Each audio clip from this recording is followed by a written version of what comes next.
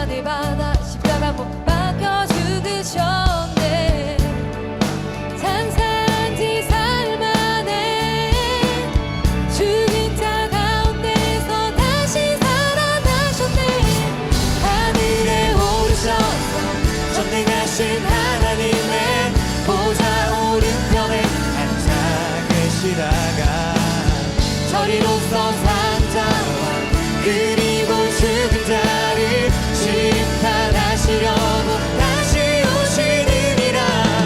성령을 믿사오며 거룩한 공예와 성도가 서로 교통하는 것과 죄를 용서받는 것과 몸이 다시 사는 것과 영원히 사는 것 내가 믿사옵니다.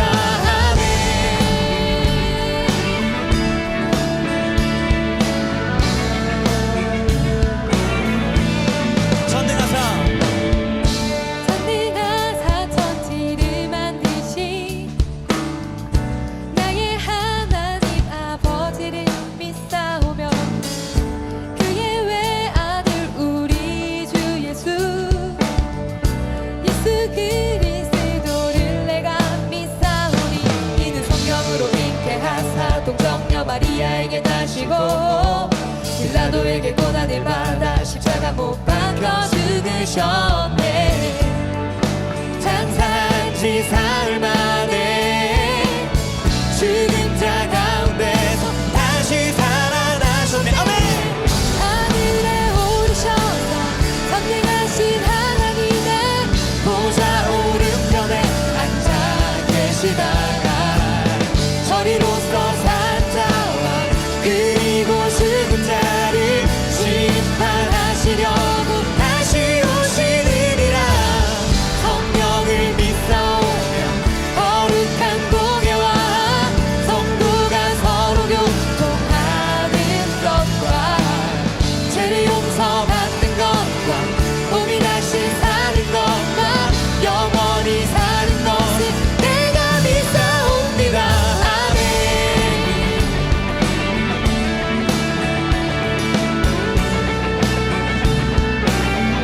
이는 성령으로 잉태하사 동정녀 마리아에게 나시고 빌라도에게 고난을 받아 십자가 못 박혀 죽으셨네. 장사한 지 사흘 만에 죽은 자 가운데서 다시 살아나셨네. 이는 성령으로 잉태하사 동정녀 마리아에게 나시고 빌라도에게 고난을 받아 십자가 못 박혀 죽으셨네. 장사한 지 사흘 만에 죽은 자 가운데서 다시 살아나셨네. 하늘에 오르셔서 전능하신 하나님의 보좌 오른편에 앉아 계시다가 저리로서 산 자와 그리고 죽은 자를 심판하시려고 다시 오시느니라. 성령을 믿사오며 거룩한 공예와 성도가 서로 교통하는 것과 죄를 용서받는 것과 몸이 다시 사는 것과 영원히 사는 것을 내가 믿사옵니다. 아멘.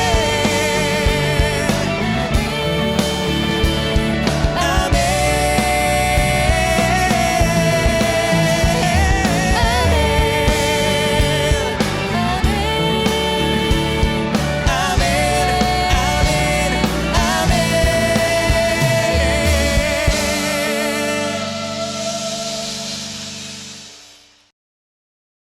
내 이웃의 집을 탐내지 말라.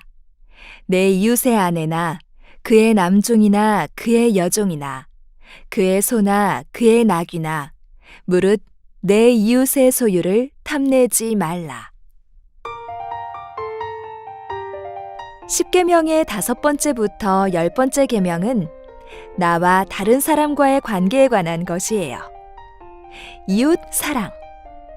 하나님께서는 하나님의 백성이 하나님을 사랑하고 이웃을 사랑하기를 바라셨어요. 그래서 하나님께서는 이웃의 것을 욕심내지 말라고 말씀하셨어요. 왜 남의 것을 욕심내면 안 될까요?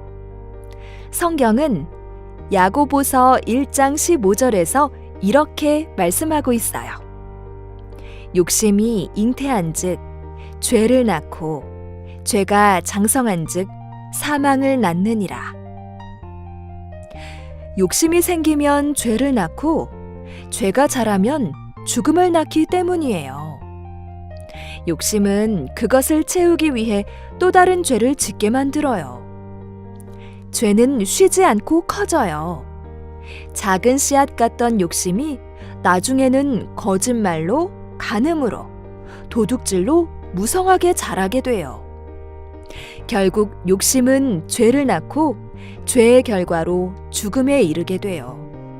아담과 하와도 욕심 때문에 죄를 지은 사람들이었어요. 하와는 뱀을 탓하고 아담은 하와를 탓하며 서로 원망했어요. 이스라엘의 유명한 왕 다윗은 욕심 때문에 다른 사람의 아내를 빼앗고 그 사람의 남편을 죽게 했어요. 하나님의 백성은 남의 것을 어떻게 해야 할까요? 하나님 아버지는 우리에게 가장 좋은 것을 가장 좋은 때에 주시는 분이에요. 하나님의 자녀는 남의 것을 욕심내지 않고 하나님이 주신 것에 감사하는 사람이에요. 하나님이 주신 것에 감사하며 만족하는 사람은 이웃의 것을 소중히 여겨요. 왜냐하면 친구의 것 역시 하나님께서 친구에게 주신 것이기 때문이에요.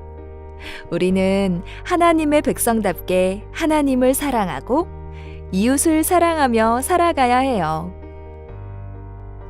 하나님은 우리를 죄에서 구원하시기 위해 하나뿐인 아들 예수님까지 우리에게 주셨어요.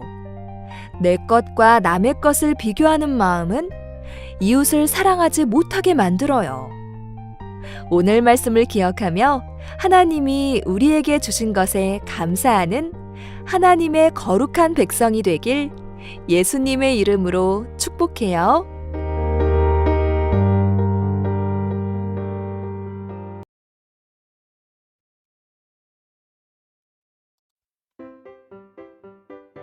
고등부 설교 말씀 제19가 탐내지 말라. 친구들, 다 같이 큰 목소리로 설교 제목을 말해볼까요? 이제는 어떻게 살아야 할까요? 이제는 어떻게 살아야 할까요? 오늘 주신 말씀 출애굽기 20장 17절 말씀을 다 같이 한 목소리로 읽어보도록 하겠습니다. 내 이웃의 집을 탐내지 말라. 내 이웃의 아내나 그의 남종이나 그의 여종이나 그의 소나 그의 낙이나 물은 내 이웃의 소유를 탐내지 말라. 아멘. 친구들, 반갑습니다. 한 주간 어떻게 다들 잘 지냈나요? 혹시 잘 못 지낸 친구들이 있더라도 오늘 함께 예배 드릴 때 하나님께서 큰 은혜를 주실 줄 믿습니다. 지난주에는 목사님과 함께 이스라엘 백성이 어떻게 이집트에서 출애굽하여 가나안 땅에 가기 위해서 광야로 나왔는지 말씀을 전했습니다. 그러한 가운데 이스라엘 백성들이 더 이상 애굽에 있었던 그런 사상이나 가치관을 따르지 아니하고 하나님의 말씀대로 하나님을 신앙하며 믿으며 순종하면서 어떻게 살아야 되는지를 말씀을 드렸습니다. 그래서 우리는 이 세상을 살아갈 때도 이 세상의 문화나 가치관이나 어떠한 법칙을 따라서 살아가는 것이 아니라 우리는 하나님의 말씀을 순종하면서 하나님 말씀대로 살아야 하는 하나님의 백성인 것을 말씀을 드렸어요. 우리가 예수님을 통해서 믿음으로 구원에 이르렀지만 이제 하나님의 자녀된 우리는 더 이상 이 세상의 가치관을 따르지 아니하고 또 내 생각대로 살지 아니하고 우리를 창조하시고 우리를 새롭게 하셔서 예수님을 통하여서 구원해 주신 하나님의 말씀대로 살아야 한다는 것을 배웠습니다. 과거 이스라엘 백성들이 출애굽의 고통 가운데 구원받아서 하나님의 백성이 되고 하나님의 말씀대로 순종하는 삶을 요구받았던 것처럼 우리도 모든 죄악 가운데서 죽음과 사망의 그러한 영혼의 죽음 가운데서 우리를 예수님께서 구원해 주셨기에 우리는 믿음으로 하나님의 백성이 되었고 이제는 하나님의 자녀답게 하나님 말씀대로 순종해야 될 말씀을 성경 말씀 가운데 우리에게 주셨다고 말씀을 해드렸어요.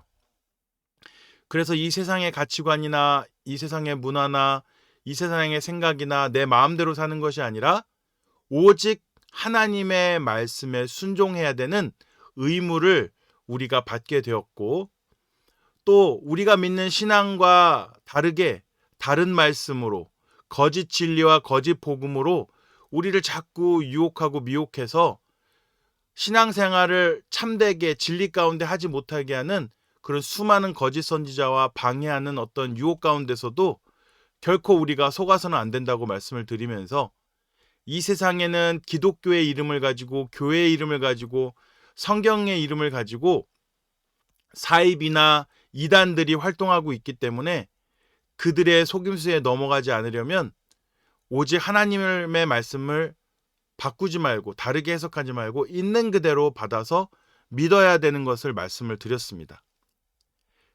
그래야 우리는 하나님의 나라 천국에 이르르는 그런 모든 여정 가운데 흔들리지 않고 참된 신앙과 믿음을 살아갈 수 있으며 그 하나님의 말씀에 순종함 가운데 주시기로 하신 하나님께서 주시는 놀라운 복과 은혜를 누리면서 우리의 영적인 삶이든 우리 육신적인 삶이든 하나님의 도우심과 공급하심과 책임져 주시는 가운데 살아갈 수 있음을 배울 수 있었습니다.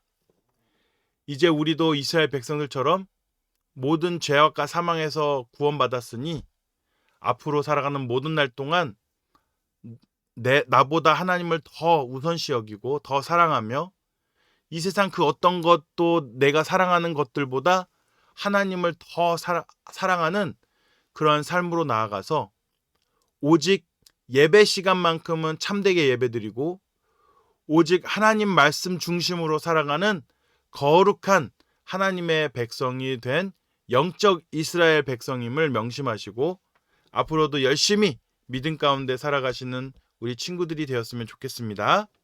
아멘. 자, 재밌는 얘기를 하나 해드릴게요.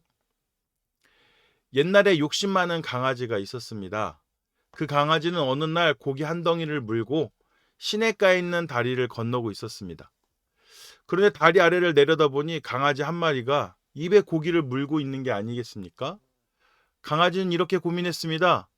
저 강아지가 물고 있는 고기가 내 고기보다 더 큰 것 같네? 저 고기가 더 맛있어 보이는데? 이렇게 말이죠. 욕심 많은 강아지는 다리 밑에 강아지의 고기가 더 크고 맛있어 보여서 빼앗아 먹으려고 짖기 시작했어요. 그러자 어떤 일이 일어났겠습니까? 당연히 자기가 물고 있던 고기가 물에 빠지고 말았습니다. 욕심 많은 강아지가 본 강아지는 물에 비친 자신의 모습이었던 것입니다. 괜한 욕심을 부리다가 자신의 고기를 잃어버린 것입니다. 어디선가 들어본 이야기죠? 네, 이솝 우화에 나오는 욕심 많은 개라는 이야기입니다. 하나님께서 모세에게 주신 10번째 계명을 보면 내 이웃의 집을 탐내지 말라고 되어 있습니다. 이 계명 뒤에 나오는 아내, 남종, 여종, 소, 나귀는 다 이웃의 집에 포함된 것들입니다. 여기서 탐낸다는 것은 욕심을 부린다는 것이거든요. 여러분, 다른 사람의 것을 욕심을 내면 됩니까? 안 됩니까? 당연히 안 되죠. 그렇다면 우리 친구들은 하나님의 백성으로서 이 땅을 살아가면서 아무런 욕심을 가지지 않고 살아가고 있습니까? 오늘 제가 친구들에게 하고 싶은 이야기는 단순히 욕심을 버리는 이야기가 아닙니다. 다시 한번 오늘 말씀을 읽어보도록 하겠습니다. 내 이웃의 집을 탐내지 말라. 내 이웃의 아내나 그의 남종이나 그의 여종이나 그의 소나 그의 낙이나 물은 내 이웃의 소유를 탐내지 말라. 아멘. 사람에게는 욕심이 있습니다. 많은 이들이 욕심은 나쁜 것이니 욕심을 버리라고 말합니다. 하나님의 말씀에도 이것과 비슷한 말씀이 있습니다. 야고보서 1장 15절 말씀을 읽어보도록 하겠습니다. 욕심이 죄를 잉태한즉 죄를 낳고 죄가 장성한즉 사망을 낳느니라. 아멘. 이 말씀만 놓고 보면 욕심은 죽음에 이르는 길처럼 보입니다. 하지만 사람이 이 땅을 살아가면서 내가 좋아하고 필요해 보이는 것을 가지고 싶다는 생각을 하지 않을 수 있겠습니까? 원하는 것이 없이 살 수 있을까요? 네, 없습니다. 우리 친구들, 다른 친구들이 최신 스마트폰을 가지고 있으면 그 스마트폰을 나도 가지고 싶은 게 당연하죠. 좋은 게임 아이템을 보면 가지고 싶은 마음이 들기도 합니다. 커서 돈을 많이 벌고 싶은 마음이 들기도 하고 공부도 잘하고 싶은 마음이 듭니다. 친구들에게 인기 있는 사람이 되고 싶기도 하죠. 그런데 이것들을 가지고 싶은 욕심을 채우기 위해 우리가 수단과 방법을 가리지 않는다면 어떻게 되겠습니까? 바로 죄를 짓고 말게 되는 것입니다. 성경에는 이런 사람이 있습니다. 다윗이라는 사람을 우리 친구들은 다 알 것입니다. 다윗은 이스라엘의 두 번째 왕인데요. 다윗은 하나님을 경외하고 하나님을 사랑하는 사람이었습니다. 하나님 역시 그런 다윗을 사랑하셨지요. 그런데 다윗이 욕심 때문에 죄를 짓고 맙니다.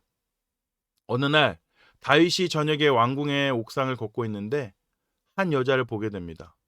다윗은 그 여자에게 한눈에 반해버렸고 그 여자는 자신의 충성스러운 부하 우리아의 아내였다는 것을 알게 됩니다. 다윗은 그 사실을 알고도 우리의 아내 밧세바를 좋아하고 맙니다. 그래서 다윗은 음모를 꾸밉니다. 결국 충성스러운 부하인 우리아를 전쟁터에서 죽게 만들었던 것입니다. 우리아가 죽고 나자 다윗은 그 여자를 자신의 아내로 삼아버리게 됩니다. 다윗이 하나님의 몇 번째 계명을 어긴 것입니까? 4번째 살인하지 말라와 10번째 내 이웃의 집을 탐내지 말라는 계명을 어긴 것입니다. 자신의 욕심을 어떻게 하지 못하고 그 욕심을 이루기 위해 수단과 방법을 가리지 않았습니다. 그 결과 다윗은 끔찍한 죄를 짓고 말게 된 것입니다. 이렇게 10번째 계명이 말하고 있는 욕심을 해결하지 않으면 우리는 하나님 나라의 백성으로서 살아갈 수가 없습니다. 하지만 우리가 이 욕심을 버릴 수 있겠습니까? 아까 말했듯이 사람은 욕심을 버리지 못합니다. 그렇다면 우리는 이 욕심이란 것을 어떻게 해야 할까요? 정답은 바로 이 녀석의 방향을 바꿔주면 됩니다. 하나님의 백성이 욕심이 내야 할 것은 내 이웃의 물건이나 소유가 아닙니다. 하나님의 은혜로 구원받은 하나님 나라의 백성은 바로 이런 욕심을 내야 하는데 하나님 나라의 백성으로 살고 싶다는 욕심을 내야 하는 것입니다. 내가 하나님 나라의 백성으로서 말씀에 순종하면서 말씀대로 거룩하게 살고 싶다는 욕심, 이것이 바로 우리가 가져야 할 바른 욕심입니다. 어떤 친구들은 에이 그걸 우리가 모르나요? 너무 쉽죠. 그걸 알지만 안 되는 게 문제잖아요.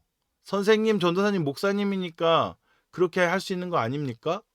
혹시 이렇게 생각하고 있는 친구들이 있습니까? 친구들, 물론 그렇게 생각할 수도 있지만 사람은 누구나 때로는 욕심이 날 때가 있습니다. 하나님 나라의 백성으로 살고 싶은 욕심 말고도 가지고 싶은 것, 그리고 되고 싶은 것이 있을 수 있습니다. 하지만 말씀이 주는 은혜와 능력으로 그 욕심을 바꾸는 것입니다. 함께 말씀을 계속해서 읽어보도록 하겠습니다. 빌립보서 4장 11절 말씀입니다. 내가 궁핍함으로 말하는 것이 아니라 어떠한 형편에든지 나는 자족하기를 배웠노니 아멘. 여기서 자족한다는 것은 하나님이 내게 주신 모든 것에 만족한다는 뜻입니다. 지금 내가 가지고 있는 모든 것은 내가 잘나서 가지는 것이 아니라는 것입니다.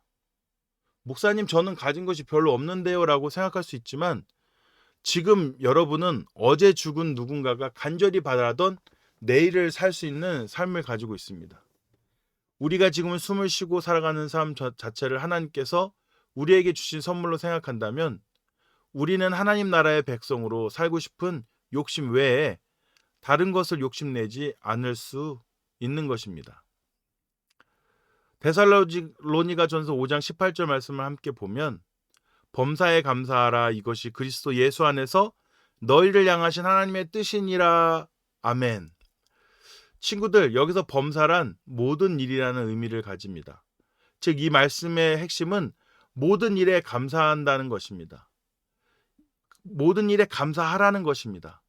이 땅을 살아가면서 우리는 남들보다 어렵고 힘들게 부족하게 살아갈 수 있습니다. 그것 때문에 마음이 아프고 슬플 때도 있습니다. 다른 사람의 것을 욕심낼 수도 있습니다. 하지만 우리 하나님이 누구십니까? 우리를 구원하시고 우리를 하나님의 나라의 자녀이자 상속자로 만들어주신 분이 아니십니까? 그런 하나님이 지금 나를 지켜주시고 돌봐주시는데 내 삶에 부족한 것이 있을 수 있을까요? 있을 수가 없는 것입니다. 그렇기 때문에 다른 사람들이 보기에 어렵고 힘들어 보일 수 있는 일에도 감사할 수 있는 것입니다. 친구들, 이렇게 우리가 하나님으로 인해 감사할 때 욕심을 이겨내고 하나님 나라의 백성으로서 살고 싶은 욕심 외에 다른 것은 욕심내지 않을 수 있는 것입니다.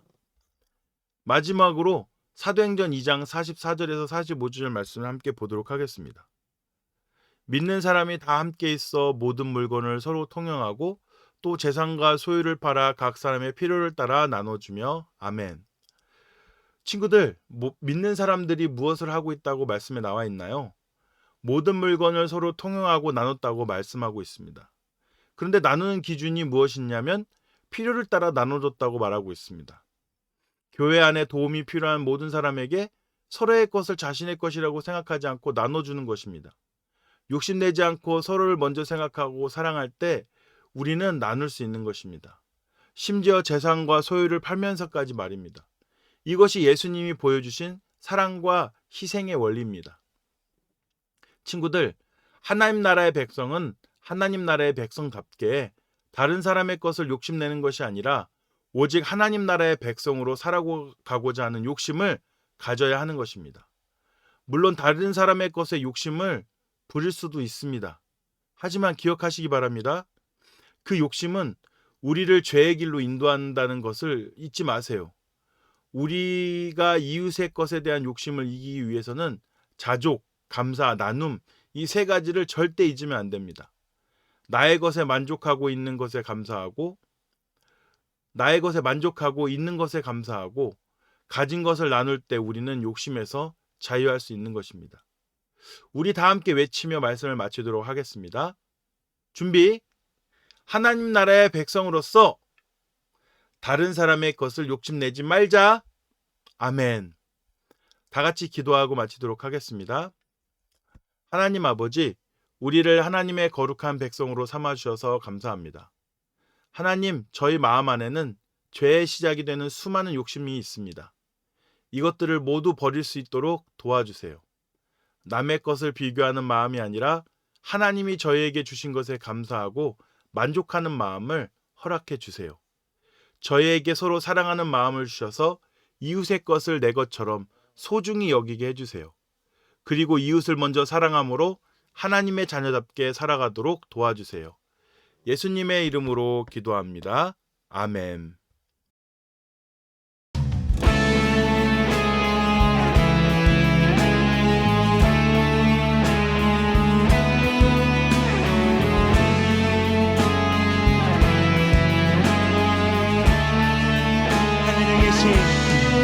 하늘에 계신 우리 아버지여, 이름이 거룩히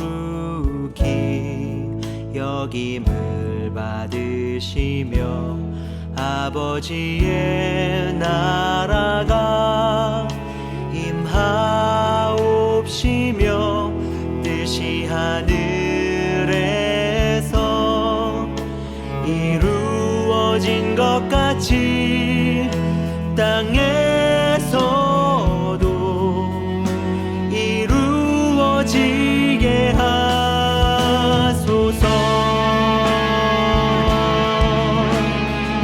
함께 선포합니다. 나라와 권세와 영광이 아버지께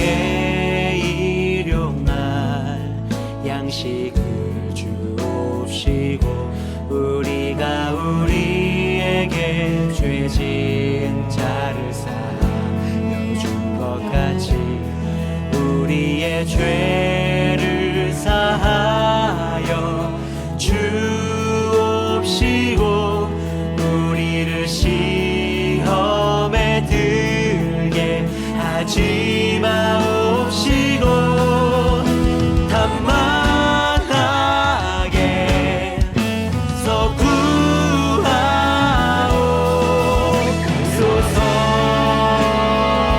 주여 우리를 순결한 백성으로 세워주옵소서.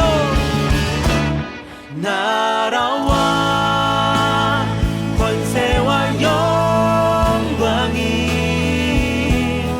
아버지께 영원히 있사옵나이다. 나라와 권세와 영광이 아버지께 영원히 있사옵나이다. 아멘. 오호. 영원히 영원히 영원히 우리 아버지께 우리 아버지께 영원히 영원히 우리 아버지께 우리 아버지께 나라와 권세와 영광이 아버지께 영원히 있사옵나이다. 나라와 권세와 영광이 아버지께 영원히 있사옵나이다. 아멘.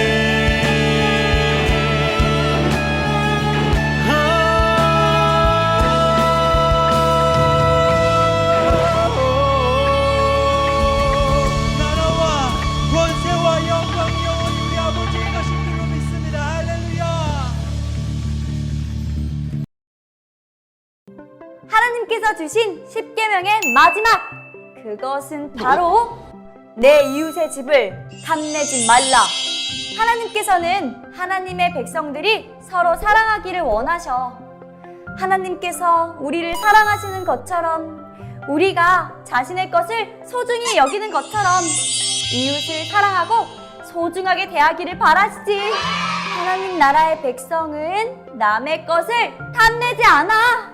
진정한 하나님 나라의 백성은 하나님 나라에 속하게 된다는 것만으로도 너무 기쁘고 행복해서 남의 것이 부럽지 않아. 그리고 제일 중요한 사실 한 가지. 하나님께서는 이미 우리 친구들에게 필요한 것을 미리 아시고 꼭 알맞는 것으로 준비해 주셨다고.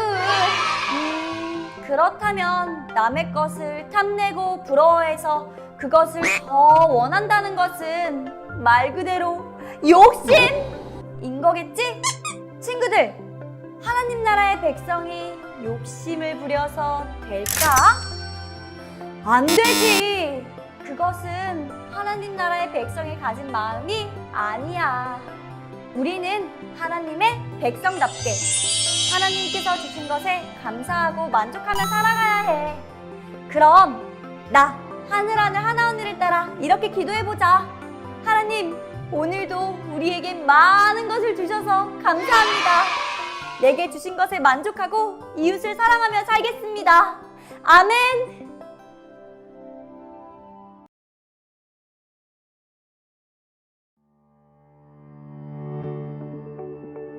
세상에는 매우 다양한 사람들이 있습니다. 생김새도, 재주도, 관심사나 경험한 것도 다 다르지요. 하지만 다양하기 때문에 보이는 것이 있습니다. 하나님이 각자 다양하게 지으신 세상은 참 아름답습니다.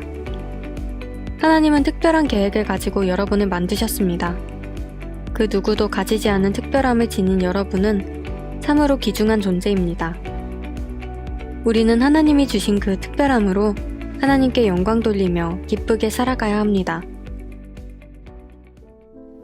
그런데 하나님의 기준이 아니라 내 기준으로 자신을 보면 어떻게 될까요? 남과 다른 자신의 모습에 주목하게 됩니다. 그리고 왜 저 사람이 가진 것이 내게는 없을까? 라는 생각을 하게 됩니다. 내가 가지지 못한 외모, 성격, 능력, 학벌에 열등감을 느끼며 만족하지 못하고 늘 비교하며 살아갑니다.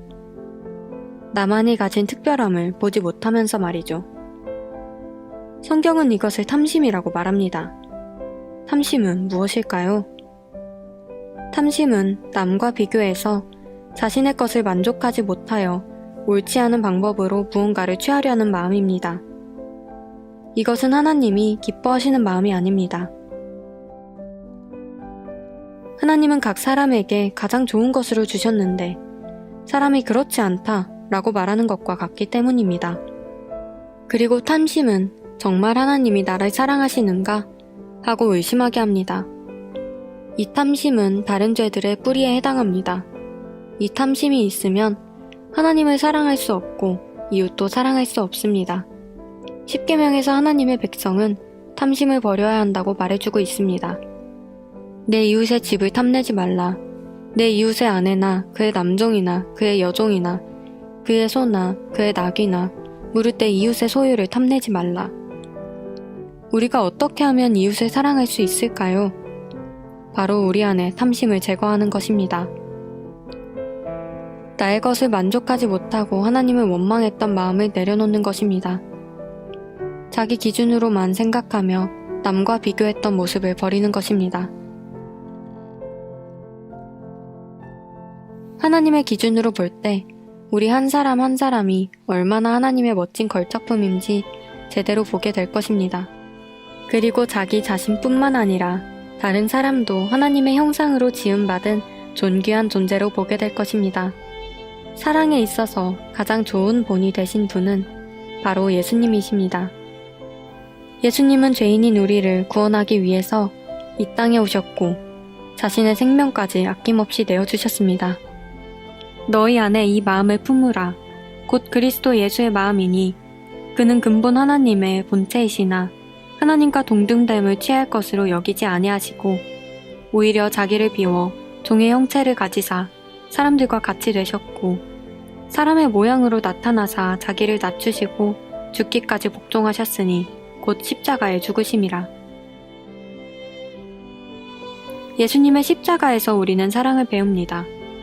예수님은 하나님을 사랑하며 이웃을 사랑하는 참된 본이 되어주셨습니다.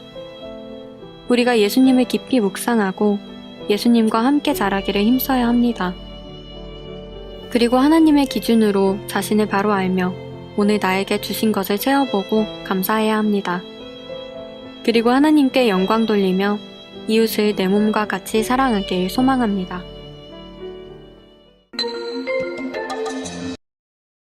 찬양합니다. 주님을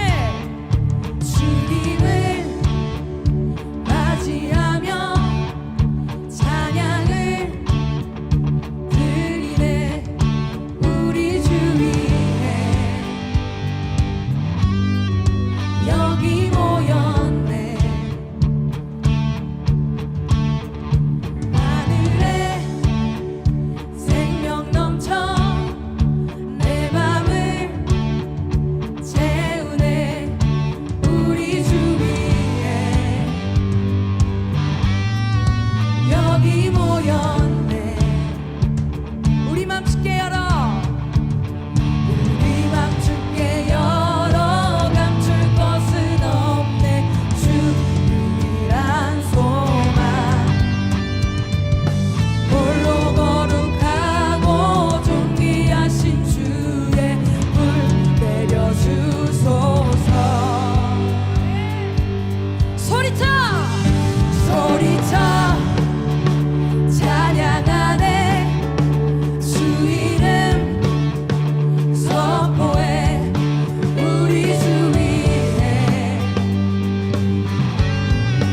여기 모였네.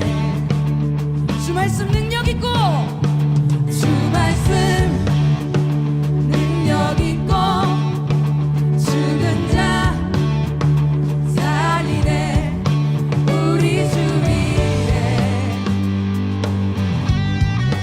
여기 모였네. 우리 맘 주께 열어 우리 맘 주께 열어 감출 것은 없네 주 유일한 소망 홀로 거룩하고 존귀하신 주의 불 우리 다시 한번 찬양합니다. 우리 맘 주께 열어 우리 맘 주께 열어 감출 것은 없네 주 유일한 소망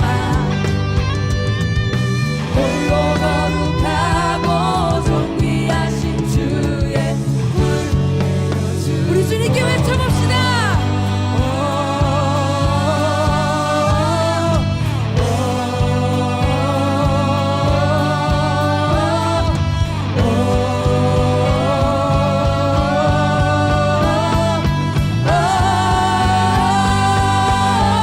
주님을 찬양해 주님을 찬양해 주님을 맞이해 전능한 사랑에 주 여기 오소서 주님을 찬양해 주님을 맞이해 전능한 사랑에 주 여기 모든 영혼 깨어 모든 영혼 깨어 주님을 찬양해 전능한 사랑에 주 여기 오소서 주님을 찬양해 주님을 맞이해 전능한 사랑에 주 여기 오소서.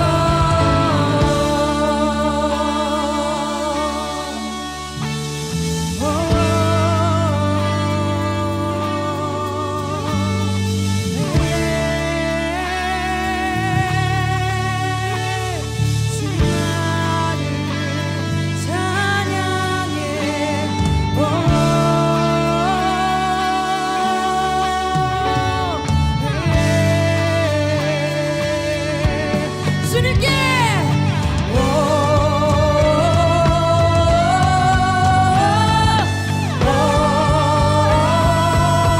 주님을 찬양해 주님을 찬양해 주님을 맞이해 전능한 사랑에 주 여기 오소서 주님을 찬양해 주님을 맞이해 전능한 사랑에 주 여기 모든 영혼 깨어 모든 영혼 깨어 주님을 찬양해 전능한 사랑에 주 여기 오소서 주님을 찬양해 주님을 맞이해 전능한 사랑에 주 여기 오소서. 전능하신 주님의 이름을 높이며 찬양합니다. 아멘. 친구들 반갑습니다. 또 한 주가 지났고요. 또 예배를 마치고 또 성경 공부 시간이 돌아왔는데요. 오늘 말씀을 통해서 우리가 하나님께 어떻게 하면은 기쁨이 되고 또 우리가 참된 복과 은혜 가운데 살아갈 수 있을지 배워보는 귀하고 복된 시간이 되었으면 좋겠습니다. 우리 다 같이 기도하고 시작하도록 할게요. 함께 기도드립니다. 늘 우리의 필요를 공급하시고 채워주시는 하나님, 오늘 이 성경 공부 시간을 통하여 하나님의 말씀이 우리의 마음에 잘 새겨지도록 도와주세요. 우리가 가진 것으로 만족하고 감사할 수 있는 시간이 되게 해주세요. 예수님의 이름으로 기도합니다. 아멘. 자, 오늘은 제 19가 탐내지 말라는 제목으로 함께 배워보도록 할 텐데요. 탐내지 말라. 어떤 욕심을 갖지 말라라는 거죠. 자, 오늘 우리가 읽을 말씀은 똑같아요. 출애굽기 20장 17절 말씀이 되겠습니다. 자, 우리 여기 나와 있는 출애굽기 20장 17절 말씀을 다 같이 한 목소리로 읽어보도록 할까요? 준비 시작. 내 이웃의 집을 탐내지 말라. 내 이웃의 아내나 그의 남종이나 그의 여종이나 그의 소나 그의 낙이나 물은 내 이웃의 소유를 탐내지 말라. 아멘. 지난주에는 그 18과를 함께 공부했는데요. 안식일을 기억하여 거룩하게 지켜야 함을 배우면서 또 예수님께서 십자가에서 죽으시고 다시 3일 만에 부활하신 이 일요일, 주일을 우리가 주님의 날로 우리가 정하고 이렇게 이 날을 우리가 구원받은 날로 예수님께서 우리를 다시 살려주신 날로 기념하며 지키고 있습니다. 그래서 우리가 주일을 하나님의 날로 정하고 또 우리가 예배 생활, 믿음 생활, 신앙 생활을 주일에 우리가 집중적으로 하게 되는 거예요. 물론 우리가 주일만 거룩하게 지내는 게 아니라 주일에 우리의 마음과 신앙을 다시 한번 주님 앞에 바로 세우고 한 주간의 삶을 거룩하고 하나님 말씀에 순종하는 삶으로 죄악 가운데 행하지 않고 신실한 믿음의 삶으로 우리가 하나님 말씀대로 거룩하게 살아야 함도 배웠습니다. 오늘은 하나님의 백성은 왜 탐내지 않고 만족해야 하는지 배우도록 할 텐데요. 다 같이 한번 여기 말씀을 여기에 기록하고 다시 한번 읽어보도록 할게요. 자, 이렇게 다 적어보았습니다. 내 이웃의 집을 탐내지 말라. 내 이웃의 아내나 그의 남종이나 그의 여종이나 그의 소나 그의 낙이나 물은 내 이웃의 소유를 탐내지 말라. 출애굽기 20장 17절 말씀. 아멘. 네. 오늘 말씀을 보니까 내 이웃의 집을 탐내지 말라 10번째 계명인데요. 내 이웃의 아내나 그의 남종이나 그의 여종이나 소나 그의 낙이나 물은 내 이웃의 소유를 탐내지 말라는 것은 그 사람이 가지고 있는 사람도 탐내지 말고 재산도 탐내지 말고 일꾼들도 탐내지 말고 또 동물들도 탐내지 말고 모든 소유를 그 어느 하나 탐내지 말아야 된다 이렇게 말씀을 해주시는 거예요. 그렇죠. 하나님께서는 이렇게 사람과 사람 사이에 지켜야 될 아주 기본적이고 기초적인 이러한 어떠한 규율도 하나님께서는 이렇게 정해 주셨습니다. 그래서 서로 피해를 입히지 않고 서로 피해가 되지 않도록 서로 어느 정도 질서를 정해 놓으신 것이죠. 그래서 오늘 이렇게 그림을 보면 뭔가 어떤 사람이 꽃을 이렇게 다 꺾었는데 영어로 not yours라고 하는 거예요. 네 게 아니야 이렇게 나와 있는 거죠.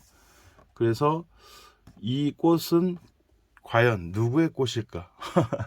한번 우리 친구들이 오늘 말씀을 배우면서 이 그림이 어떤 의미가 있는지 한번 묵상하면서 알아가 봤으면 좋겠습니다.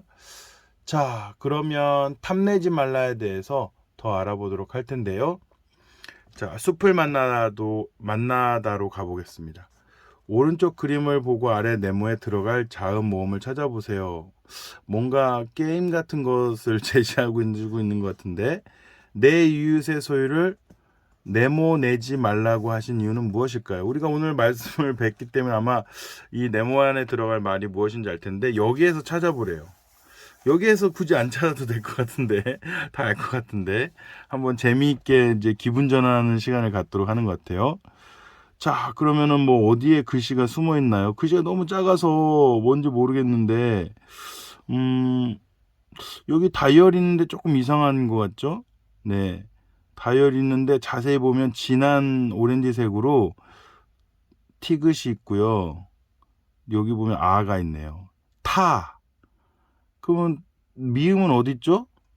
미음은 여기 보니까 잔돈이 나오는 칸인 것 같은데 여기 보니까 주황색으로 또 미음이 돼 있네. 그래서 탐. 네, 기분 전환하는 시간이었습니다.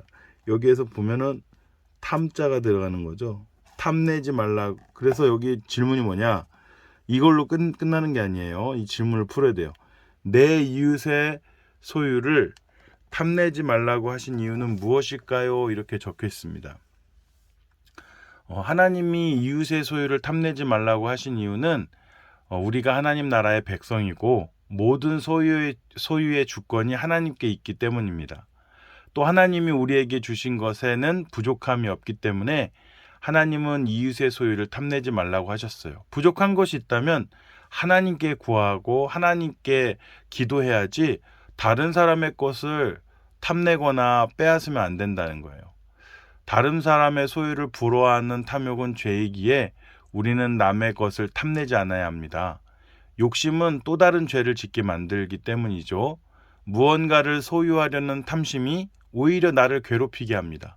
그럼 탐심을 어떻게 다루어야 하는지 구체적으로 살펴보도록 하겠습니다. 자, 그러면 이 답은 뭘까요? 내 이웃의 소유를 탐내지 말라고 하신 이유는 무엇일까요? 바로 내 이웃을 사랑하야 되기 때문이죠. 내 이웃을 사랑해야 내 이웃을 사랑해야 하기 때문인데요. 그럼 내 이웃을 왜 사랑해야 됩니까? 당연한 거 아닌가요? 라고 할 수도 있는데 내 이웃을 내 몸같이 사랑하라고 누가 말씀하셨죠? 바로 하나님 말씀이기 때문이에요. 그게.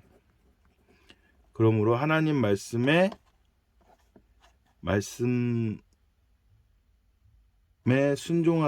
순종해야 하기 때문에 네. 내 이웃을 내 몸같이 사랑하라고 하셨는데 그 누구 말씀이냐? 하나님 말씀이라는 거예요. 그래서 우리는 하나님의 말씀에 순종해야 하기 때문이에요. 왜요? 하나님의 모든 것의 주인이 되시고 주권자가 되시기 때문에 권리가 하나님께 있어요. 그래서 하나님 말씀대로 해야 되는 거예요. 하나님 말씀대로 다른 사람의 소유를 탐내면 안 되는 거예요. 그것이 바로 이웃을 사랑하는 거거든요. 그래서 우리는 우리의 이웃의 소유를 탐내지 말아야 하는 이유를 오늘 배웠습니다. 자, 그러면 다음에 나무를 보다로 나가보겠는데요. 나무를 보다에는 QR코드 영상이 있죠. 다 같이 QR코드 영상을 통해서 오늘 말씀의 의미를 다시 한번 되새겨 보도록 하겠습니다. 자, QR코드 한번 시청할게요. 루아가 초콜릿과 캔디가 있는 병을 보고 있네요. 엄마와 함께 옆집에 놀러온 루아. 한참 바라보고 있더니 뭔가 결정한 것 같아요.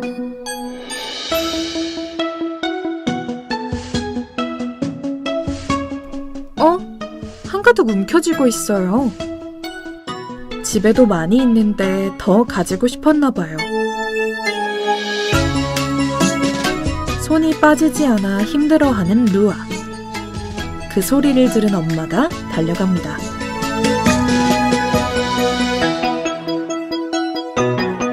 욕심내지 않고 몇 개만 꺼내기로 했어요. 루아는 이제야 맛있는 초콜릿을 먹을 수 있어요.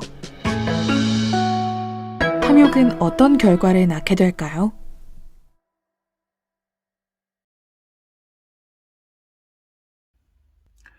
자, QR코드 영상을 다 잘 보셨나요? 네, 어떤 아이가 있었는데 놀러 갔는데 거기 보니까 유리병에 사탕이 있었던 거예요. 근데 그 유리병에서 사탕을 자기 마음대로 욕심껏 다 집어가려고 한 거예요. 근데 그렇게 하면 될까요? 안 될까요?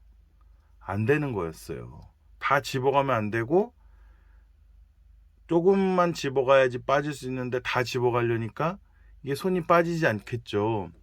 그래서 내가 너무 욕심을 부리면 안 되고 다른 사람의 어떤 허락이나 동의 없이 내 마음대로 다른 사람의 소유를 그렇게 가져가는 것은 바람직하지 않다는 것을 아이가 사탕을 유리병에서 집는 영상을 통해서 우리가 또다시 간접적으로 한번 영상을 통해서 볼 수 있었습니다.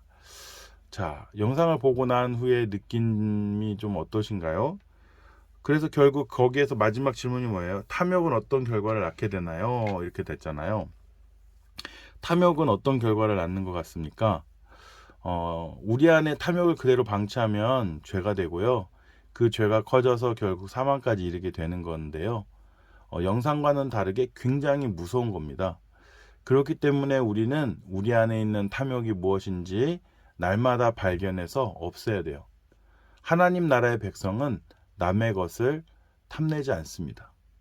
선악과를 먹지 말라고 하셨기 때문에 선악과는 하나님의 소유인데 아담과 하와가 하나님처럼 되고 싶은 그 탐심 때문에 선악과를 따먹게 되잖아요. 근데 선악과를 따먹을 때 그 선악과를 바라보니까 어떻게 해요?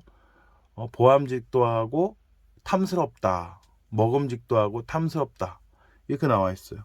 그래서 그런 다른 사람의 소유를 갖고 싶은 마음이 결국 그냥 그대로 방치해두면 죄를 짓게 만든다는 거죠. 그래서 우리는 탐심을 버려야 되는 거예요. 다른 사람의 소유를 욕심내는 마음을 어떤 계획을 버려야 된다는 거예요. 결국 그게 죄가 되기 때문이죠. 그래서 탐욕은 어떤 결과를 낳을까요? 바로 죄의 결과를 낳게 되는 것입니다. 죄를 짓게 되는 것이죠. 죄를 짓고 나서 탐욕의 결과는 죄이고 죄의 결과는 뭡니까? 바로 심판과 형벌이 주어지는 거죠. 믿는 사람들의 죄의 결과는요, 결국 하나님께서 징계하시고 벌을 내리시는 거예요. 그래서 인생의 고통이 찾아오는 겁니다. 이 고통은 우리에게 불행을 가져다 주죠. 네, 이렇게 되는 거예요. 그래서 결국 다시 우리는 회개의 삶을 사는 거죠. 왜? 회개하지면 어디로 갑니까? 우리도 심판과 형벌을 받기 때문에 구원에 이를 수가 없어요. 믿음이 없는 행동이라는 거죠. 회개하지 않는 건 믿음이 없는 것입니다. 그래서 우리는 하나님의 말씀에 순종해야 되는데 바로 탐욕을 갖지 말아야 되는 거고 죄를 짓지 말아야 하는 것입니다. 자, 그러면 우리가 열매를 맺다로 한번 가보도록 하겠습니다.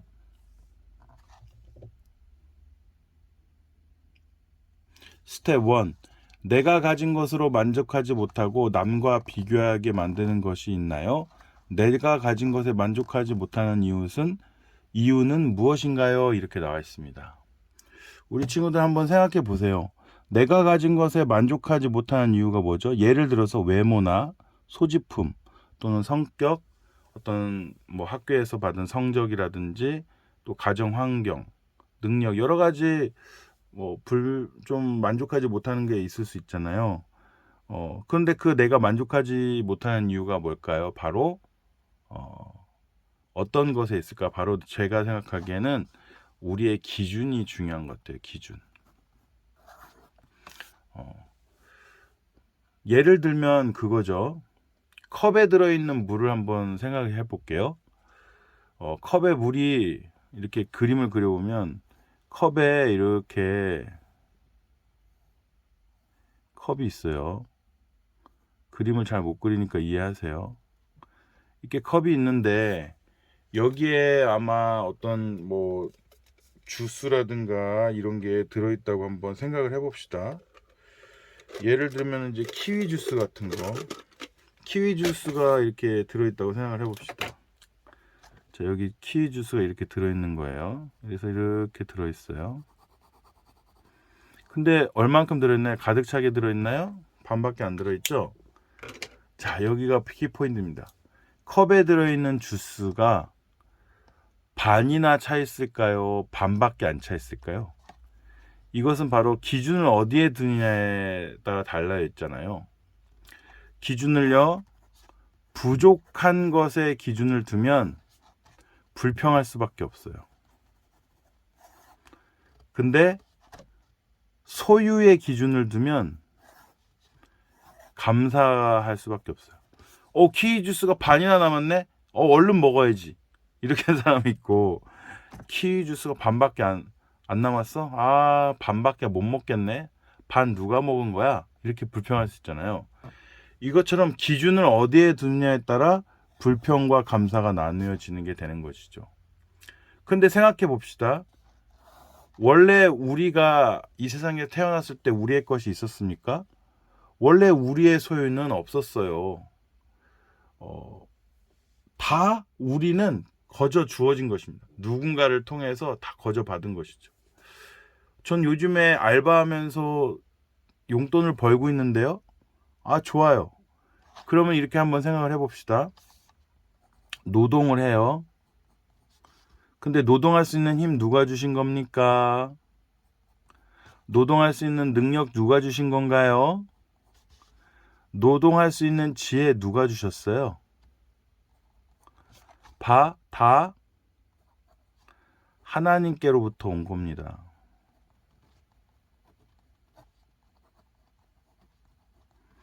그렇기 때문에 원래 우리의 소유는 있다 없다? 원래 우리의 소유는 없다, 없었다 라는 것이 다 하나님께로부터 주어진 거예요. 그러니까 어떻게 해요? 있는 것에 감사해야죠. 없는 것에 불평불만할 게 아니라 있는 것에 감사하는 삶을 살아야 되는 겁니다. 그래서 우리가 내가 가진 것에 만족하지 못하는 이유는 뭐냐? 바로 기준에 있어요. 내가 아무것도 가질 수 없는 사람인데 나에게 이렇게 주셨어. 그럼 주신 것으로 감사해야죠. 내가 원래 아무것도 없어야 돼요. empty, 공허하고 아무것도 남지 않아요. empty 상태예요. 그런데 하나님께서 우리에게 주신 것으로 감사해야지, 내가 더 많이 갖지 못해서 부족해서 불평한다? 이것은 잘못된 것이죠. 그래서 우리는 모든 것에 만족할 수밖에 없어요. 왜? 기준은 나는 제로였기 때문에 조금이라도 제로에서 더 내가 주어진 게 있다면 감사해야 하는 것이죠. 그래서 기준이 어디에 있느냐에 따라 우리는 감사와 불평을 나눌 수 있습니다. 자, 그래서 어쩌면 누구나 가진 것에 만족하기보다 부족하거나 없는 부분에 불평하기 마련이거든요. 심지어 하나님을 원망할 때도 있을 수 있어요. 그런데 하나님을 인격적으로 만나면요, 하나님의 베푸신 은혜가 매우 크다는 것을 깨닫게 됩니다. 그때 불평불만했던 모습을 떠올려 보면 얼마나 부끄럽게 느껴지는지 몰라요. 물론 다른 사람과 비교했을 때 풍족할 수 있고 또 부족할 수도 있지만, 타인과 비교해 나를 바라보는 것이 아니라 하나님이 나에게 허락하신 것에 그냥 감사하면 자족하고 스스로 만족할 수 있다는 것이죠. 결국 만족하지 못하는 이유는 절대적인 소유의 많고 적음이라기보다 다른 사람과 비교할 때 더 많이 발생하게 되는데요. 끊임없이 서로를 비교하고 경쟁을 부추기는 세상의 가치관과는 달리 하나님은 각자에게 필요한 것을 하나님의 뜻에 맞게 채우신다는 것을 신뢰해야 되는 거예요. 나에게 가장 적절하게 주셨다. 딱 합당하게 주셨다. 주실 만큼 다 주셨다. 근데 뭔가 좀 부족한 게 느껴지고 뭔가 불편함이 느껴진다. 그럼 어떻게 해야 돼요? 하나님께 기도하면서 구하고 하나님의 도우심 가운데 그거 채워지길 기도해야지. 내가 없다고 해서 감사하지도 않고 다른 사람 거를 탐심을 가지고 다른 사람 거를 도둑질하거나 빼앗거나 가져오거나 하면 안 되는 것이죠. 자, 스텝 2. 정직하지 않고 불의하게 부와 능력을 쌓은 사람을 볼 때 어떤 마음이 드나요? 이렇게 나와 있는데요. 사람들은 자신이 가치 있다고 생각하는 일에는 열심히 노력들을 하죠, 다. 그리고 그것을 얻기 위해 공정하지 않은 방법을 사용하는 잘못을 저지르는 사람들도 있어요. 그러나 부와 능력은 그렇게 해서 얻어졌다고 해서 영원하지 않습니다. 우리 하나님을 믿는 사람들은요, 영원한 가치가 있는 일에 집중해야 해요. 이 세상의 것 언젠간 다 없어집니다. 우리는 이 세상에서만 유효한 부와 능력을 얻기 위해 탐욕을 부리지 말고 영원한 하나님 나라를 바라봐야 합니다. 그리고 부와 능력에만 집중하고 탐욕을 부리는 사람들에게 하나님 나라를 알려주는 크리스천이 되어야 됩니다. 친구들, 오징어 게임이 요즘에 뭐 유명하다고 막 그렇게 지금 많이 알려져 있는데, 오징어 게임에서 결국 뭐예요? 다른 사람이 다 죽어야 자기가 최후의 1인이 돼서 그 엄청난 돈을 받을 수 있기 때문에 다른 사람과 경쟁해서 다른 사람을 죽이게 되잖아요. 내가 직접적으로 죽인 게 아니라 내가 올라가는 순간 다른 사람을 죽게 만드는 거잖아요. 결국은 그것은 인간의 탐욕을 형상화한 드라마라고 할 수 있어요. 인간의 모든 마음은 다른 사람의 죽음에는 아랑곳하지 않고 내가 가질 이익에만 몰두하는 그런 비인간성을 폭로하는 거거든요. 그래서 우리가 그 오징어 게임 영화를 보면서도 알 수 있지만 우리는 그런 모든 탐욕과 탐심을 버리고, 만약에 이정재가 그렇게 막 빚에 막 부채에 또 막 그렇게 노숙자처럼 이렇게 아무것도 없이 이렇게 거지처럼 딱 나왔을 때 하나님께 도우심을 구하면서 하나님 말씀대로 정직하고 바르게 살았다면 하나님께서 분명 하나님께서 복과 은혜를 내려주셔서 다시 그러한 삶을 다시 회복시켜 주시고 살아갈 수 있는 어떠한 필요들을 채워주시고 하나님께서 도와주셨을 거예요. 물론 다른 사람과 비교해서 억만장자가 된다거나 이렇게 해주신다는 뜻이 아니라 그에게 가장 합당하게 그에게 필요한 것들을 내려주신다는 거죠.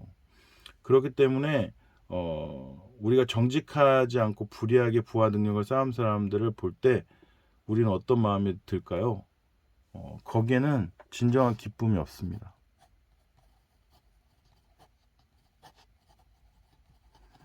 잠시 잠깐 만족하고 잠시 잠깐 기분 좋을 수 있어요. 그러나 진정한 기쁨이 없어요. 그렇지만 정직하고 바르게 우리가 노력해서 뭔가를 얻었다면 말씀에 순종해서 하나님이 주시는 것은 기쁨이 있습니다. 아무리 이 세상에 많은 것을 소유한다고 해도 거기에 진정한 기쁨이 없고 그러한 삭막한 인간의 어떠한 이기적이고 비인간적인 그런 모습들을 보면, 오징어 게임을 보면 어때요? 막 행복하고 막 기분이 좋고 막 밝아져요? 좀 뭔가 어둡잖아요. 뭔가 의기소침하고 뭔가 찝찝하고 뭔가 어둡고 안 좋잖아요. 기쁨이 없기 때문이에요. 돈을 그만큼 얻어두면 뭐예요? 기쁨이 없는데. 그래서 우리는 말씀에 순종해서 하나님의 주신 것을 우리가 받고 누리며 살면 되고요. 우리가 정당하게 노력해서 그렇게 살면 돼요. 더 좋아지려고도 하지 말고 그렇게 욕심 부리지 말고 주어진 것에 만족하면서 최선을 다해서 노력하고 하나님이 주시는 복과 은혜를 누리며 살면 되는 것입니다. 그럴 때 진정한 기쁨과 행복이 찾아오는 것이거든요. 세 번째, 탐심도 불순종입니다. 하나님이 지금껏 내게 베풀어 주신 은혜를 돌아보며 감사할 것 세 가지와 그 이유를 나누어 봅시다. 이렇게 나와 있는데요. 자, 베풀어 주신 은혜들을 돌아보며 감사할 것 세 가지와 그 이유를 나누어 보래요. 자, 오늘은 무슨 날인가요? 추수감사주일입니다. 그래서 우리가 추수감사주일에 어떤 생각을 하게 되나요? 추수감사주일에 추수감사주일은 한 해 동안에 하나님께서 베풀어 주신 은혜, 영적인 것이든 우리 어떤 물질적인 것이든 하나님이 베풀어 주신 은혜를 감사하며 예배드리고 찬송드리고 경배하고 또 우리가 하나님께 감사의 헌금을 드리는 날인데요. 감사하는 우리의 마음을 우리가 가진 소유의 일부를 하나님께 감사함으로 바치는 것이죠. 어떤 분들은 마음으로만 감사해도 된다. 물론 우리가 가진 소유가 정말 없다. 하나님께 감사해서 드릴 것이 없다 그러면은 마음으로라도 감사할 수 있지만, 그래도 내가 뭔가를 가지고 있다면 작은 거라도 하나님께 감사하면서 드려야 돼요. 이게 감사의 재물이고 예물이거든요. 이 세상의 모든 건 누가 주셨습니까? 이 세상의 모든 것 누구 겁니까? 다 하나님이 주신 것이고 다 하나님이 베풀어 주신 은혜예요. 우리는 제로라니까요. 마이너스예요.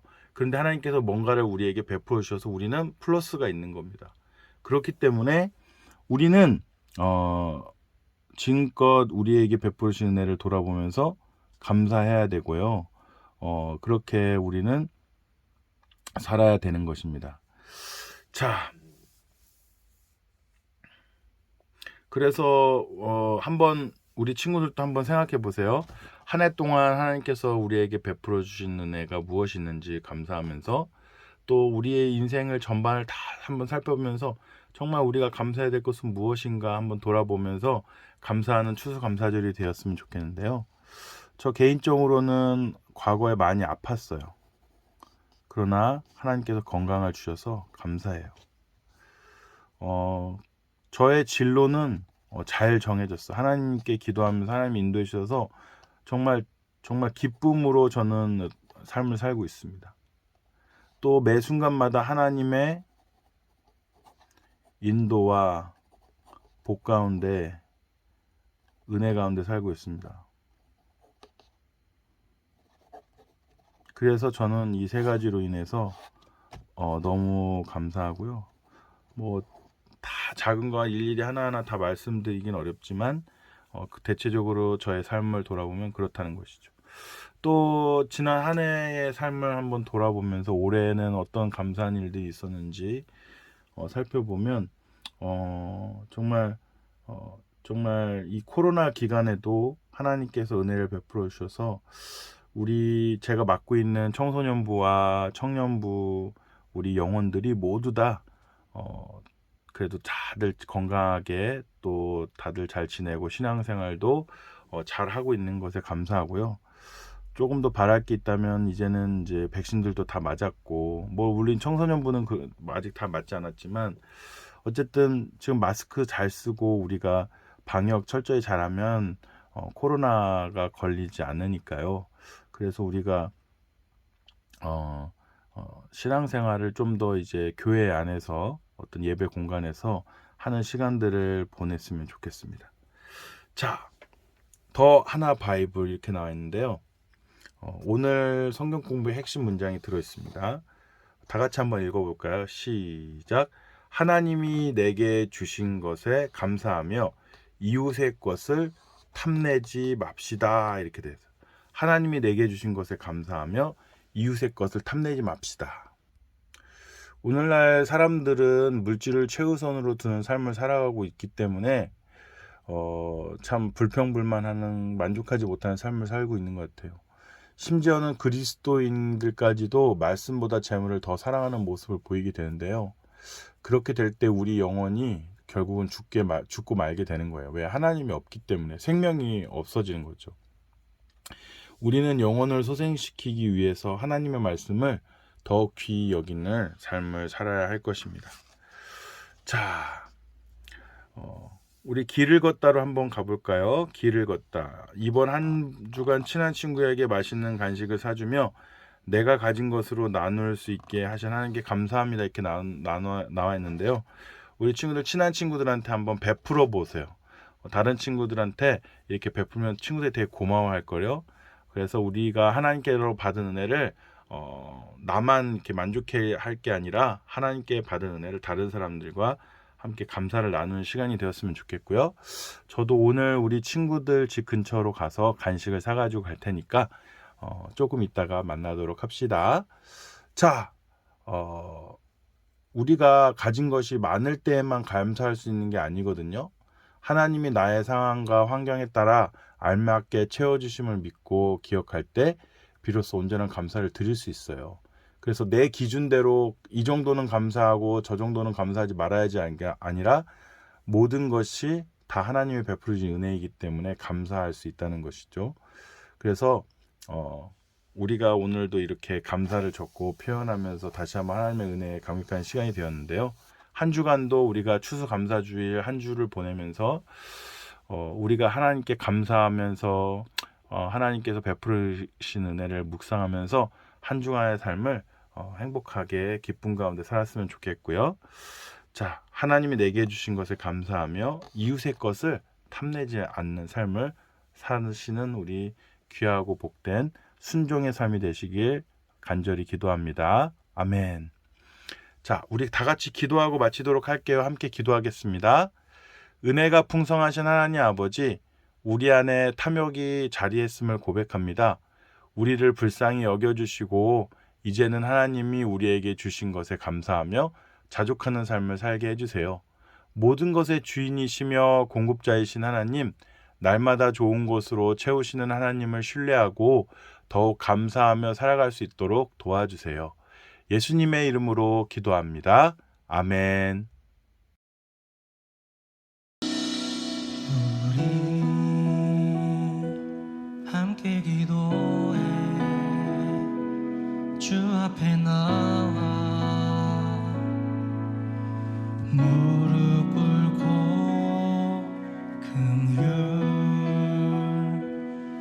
베푸시는 주 하늘을 향해 두 손 들고 하늘 문이 열리고 은혜의 비추기 이 땅 가득 내리도록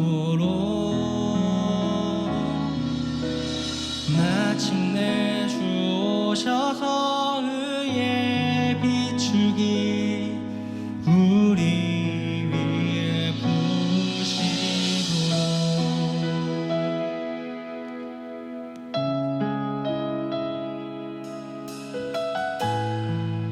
우리 처음 전심으로 고백합니다. 우리 함께 기도해. 우리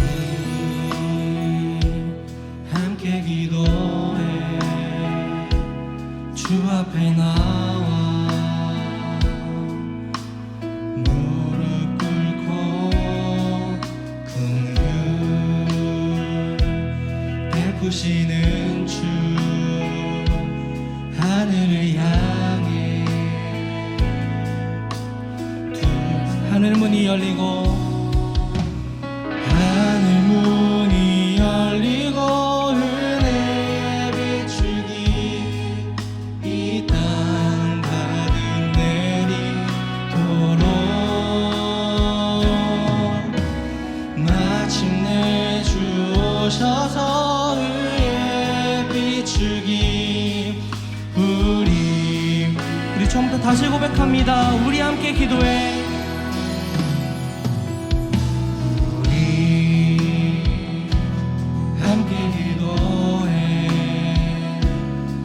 앞에 나와 무릎 꿇고 긍휼 베푸시는 주 하늘을 향해 우리 다시 고백합니다. 우리 함께 기도해. 우리 함께 기도 주 앞에 나와 무릎 꿇고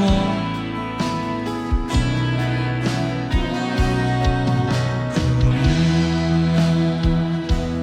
베푸시는 주 하늘을 향해 하늘 문이 열리고 하늘 문이 열리고 은혜의 비추기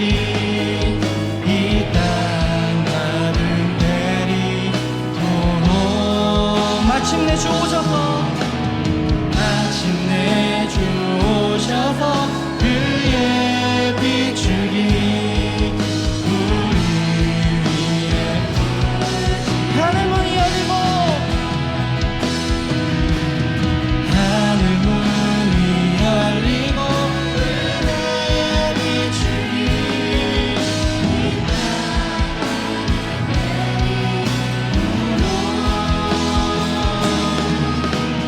마침내 주 오셔서 그의 비추기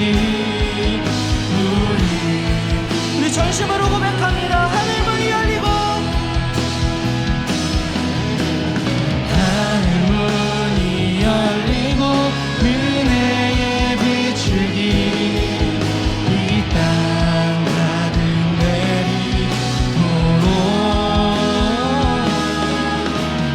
마침내 주 오셔서 그의 비추기 우리 마지막으로 두 손 들고 찬양합니다. 하늘